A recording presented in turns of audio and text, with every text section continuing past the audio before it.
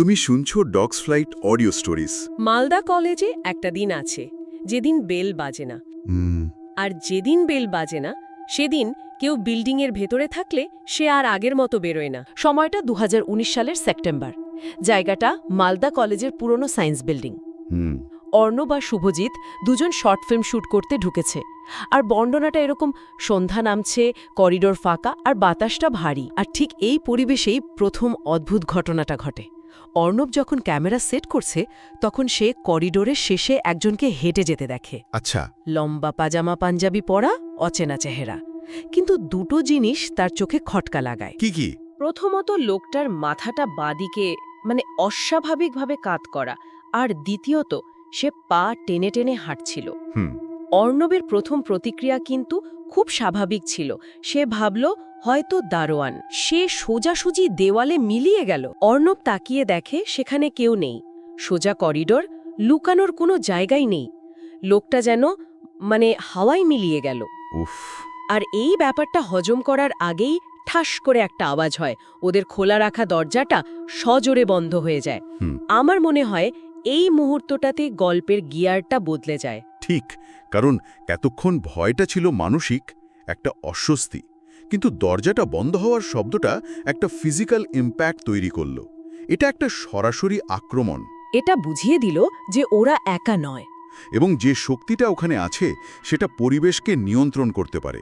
এখানেই শুভজিতের ওই কথাটা বেল তো বাজেনি অসাধারণভাবে কাজ করে। এটা শুধু একটা সাধারণ পর্যবেক্ষণ নয়, এটা একটা উপলব্ধি। হ্যাঁ, এটা হলো সেই উপলব্ধি যে ওরা সেই বিশেষ দিনের নিয়ম ভাঙার ফাঁদে পা দিয়ে ফেলেছে। কিন্তু একটা প্রশ্ন আসছে আমার মনে। গল্পে লোকটার হাঁটার বিবরণে পা টেনে টেনে চলার কথা বলা হয়েছে, আবার পরে অডিও রেকর্ডিংয়েও সেই পা টেনে চলার আওয়াজ পাওয়া যায়। এই নির্দিষ্ট ডিটেলটার উপর এত জোর কেন দেওয়া হলো বলে তোমার মনে হয়? খুব ভালো প্রশ্ন। শব্দ নিয়ে যখন কথা হচ্ছে তখন এটা খুব গুরুত্বপূর্ণ।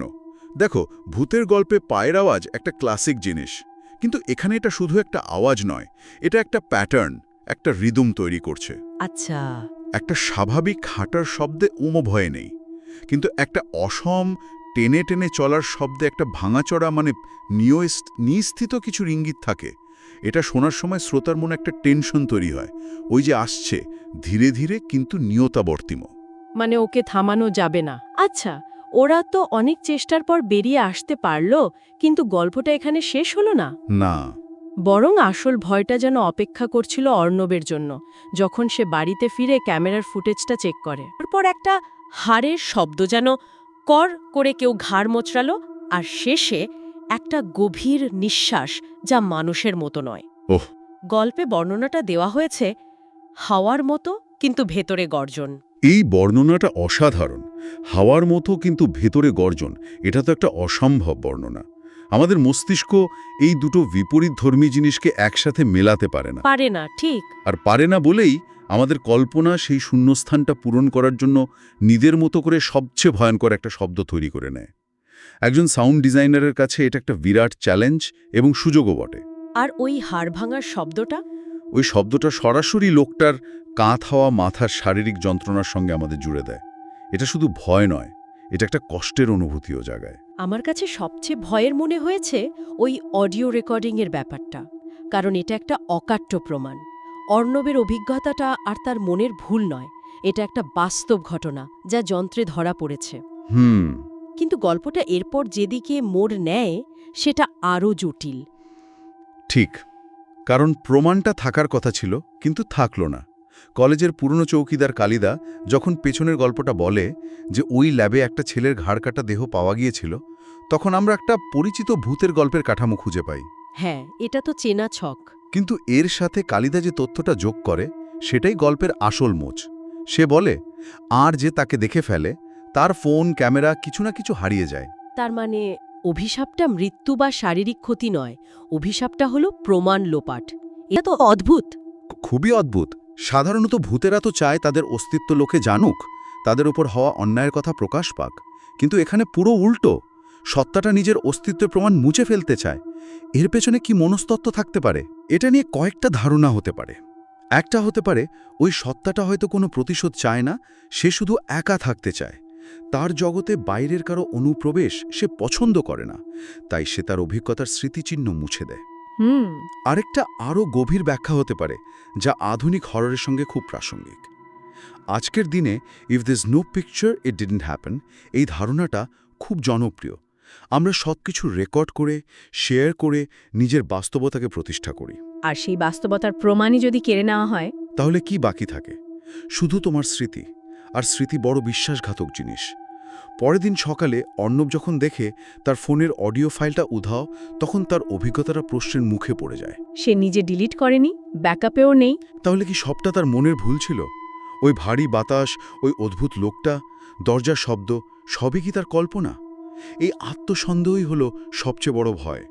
এটা অনেকটা ব্ল্যাক মিরর সিরিজের মতো, যেখানে প্রযুক্তি আর বাস্তবতার মাঝের রেখাটা এতটাই ঝাপসা হয়ে যায় যে কোনটা সত্যি আর কোনটা মনের ভুল তা বোঝা কঠিন হয়ে পড়ে। একদম। তোমার কথাটা ভাবার মতো।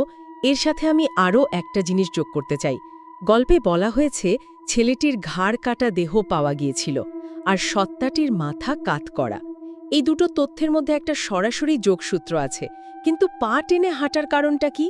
এর মধ্যে কি কোনো প্রতীকী অর্থ থাকতে পারে? আমার মনে হয় পারে। ঘাড় কাটা অবস্থাটা তার মৃত্যুর কারণকে নির্দেশ করে, কিন্তু পা টেনে হাঁটাটা হয়তো তার অসমাপ্ত যাত্রার প্রতীক। সে হয়তো কোথাও পৌঁছাতে চায়, কিন্তু পারছে না। তার গতিটা স্বাভাবিক নয়, কষ্টকর। হ্যাঁ, অথবা হতে পারে এটা নিছকই ভয়ের আবহ তৈরির একটা কৌশল, যা তার শারীরিক অপূর্ণতাকে আরও বেশি করে ফুটিয়ে তোলে। অনেক সময় লোককথায় এই ধরনের ছোট ছোট অসঙ্গতি রেখে দেওয়া হয়, যাতে গল্পটা আরও রহস্যময় লাগে। সব কিছুর ব্যাখ্যা পাওয়া গেলে তো আর রহস্য থাকে না। সেটা ঠিক। মূল সংযোগটা হচ্ছে স্মৃতি আর প্রমাণের সঙ্গে। যে যুগে আমরা সবকিছু রেকর্ড করে রাখতে অভ্যস্ত, সেখানে যদি কোনো অলৌকিক ঘটনার ডিজিটাল প্রমাণ এভাবে মুছে যায়, তার প্রভাবটা কি? তখন ভয়টা শুধু এই সত্তার থাকে না, ভয়টা হলো নিজের বাস্তবতা এবং স্মৃতিশক্তি হারিয়ে ফেলার। যা দেখেছ বা শুনেছ তা প্রমাণ করতে না পারার অসহায়ত্বটি আসল আতঙ্ক। ঠিক। গল্পের শেষে বলা হয়েছে অর্ণব আজও ওই বিল্ডিংয়ের সামনে দিয়ে গেলে দাঁড়ায় না, কারণ সে জানে কিছু জিনিস বেল না বাজলেই বেরিয়ে আসে এবং তারা তোমার কাছ থেকে তোমারই কিছু একটা কেড়ে নেয়। গল্পের শুরুতে বলা হয়েছিল সে আর আগের মতো বেরোয় না। এই কথাটা তাহলে আক্ষরিক অর্থেই সত্যি হলো। হয়তো ওই অডিও ফাইলের সাথে সাথে অর্ণবের স্বাভাবিক জীবনযাপনের নিরাপত্তা বোধটাও চিরদিনের জন্য হারিয়ে গিয়েছিল। অবশ্যই ওই অভিজ্ঞতাটা তার ভেতর থেকে কিছু একটা কেড়ে নিয়েছে, তার যুক্তি, তার পৃথিবীর নিয়মকানুনের ওপর বিশ্বাস। আর এটাই হয়তো আমাদের জন্য শেষ ভাবনার বিষয়। কি সেটা?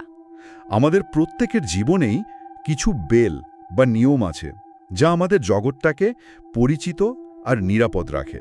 যদি হঠাৎ একদিন আমাদের খুব পরিচিত কোনো জায়গার সেই নিয়মটা বিনা নোটিশে পাল্টে যায়, তাহলে সেই অভিজ্ঞতা আমাদের ভেতর থেকে ঠিক কি কেড়ে নিতে পারে? আমাদের স্মৃতি, আমাদের বিশ্বাস, নাকি আমাদের বাস্তবতার বোধ?